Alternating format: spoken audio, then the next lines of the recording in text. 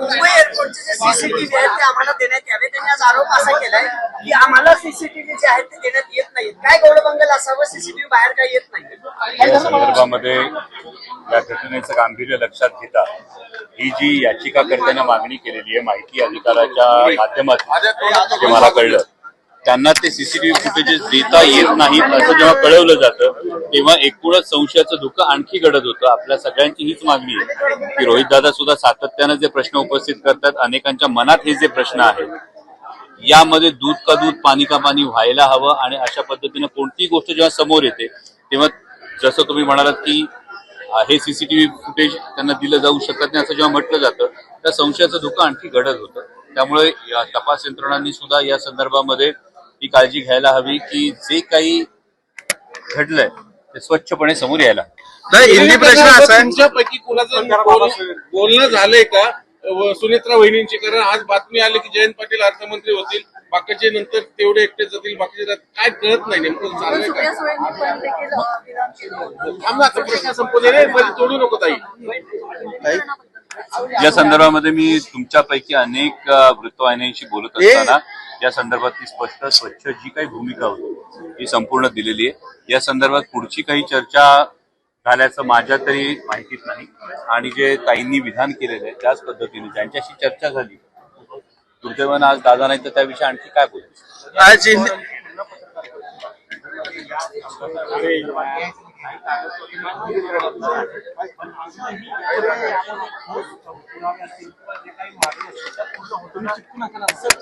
तुम्ही सगळेजण रोहित दादांनी विचारलेले प्रश्न पुन्हा विचारता याचे फार महत्वाचं कारण असं आहे कारण तुम्हाला हे सगळे प्रश्न पटतायत. तुम्हाला हे सगळे प्रश्न पटतायत की हा जेव्हा प्रश्न पडतो की मोबाईल सापडतो मात्र ब्लॅक बॉक्स जळतो, हे का होतं, हे जेव्हा रोहित पवार विचारतात हे तुमच्या मनातले प्रश्न आहेत, हे महाराष्ट्राच्या मनातले प्रश्न आहेत. आणि त्यामुळे या प्रश्नांची उत्तर महाराष्ट्राला हवी आहे. हिंदी प्रदेशाध्यक्ष ठरलेलं होतं, मंत्री ठरलेले होते, भुजबळ असं म्हणतात की मग उपमुख्यमंत्री कोण होणार हे सुद्धा ठरलं असं उपरोधिक टोला. आणि तुमच्या याच्यावर मला वाटतं आदरणीय भुजबळ साहेब हे फार मोठे नेते आहेत आणि त्यांचा त्रागा मी समजू शकतो.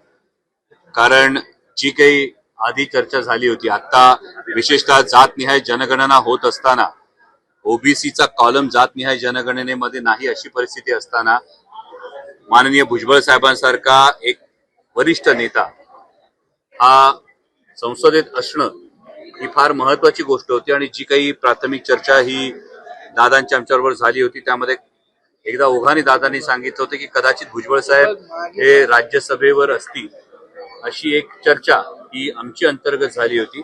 आणि आता मात्र इतका सामाजिक प्रश्नाची जाण असणारा नेता न जाता कोट्यवधी रुपये घेऊन निवडणूक रणनीती विकणारी व्यक्ती राज्यसभेवर जाण्याची जर चर्चा येत असेल तर त्यामुळे कदाचित भुजबळ साहेब हे अस्वस्थ असतील, मला कल्पना नाही. हा त्यांचा अंतर्गत विषय आहे.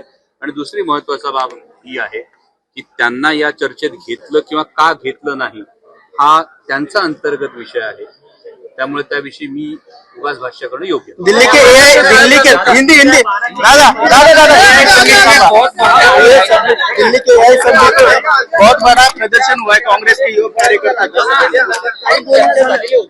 राज्यसभेत त्या बैठकीत काय बोलणं झालं होतं ज्यामध्ये तुमच्याच माध्यमातून एक व्हिडिओ सुद्धा समोर आलेला आहे. म्हणजे मला वाटतं भुजबळ साहेबांनी मंत्रिपदाची शपथ घेतल्यानंतर अवघ्या काही दिवसातला जो व्हिडिओ आपण एकदा तपासून बघा, यामध्ये भुजबळ साहेबांच्या राज्यसभेविषयी सुतोवाचन.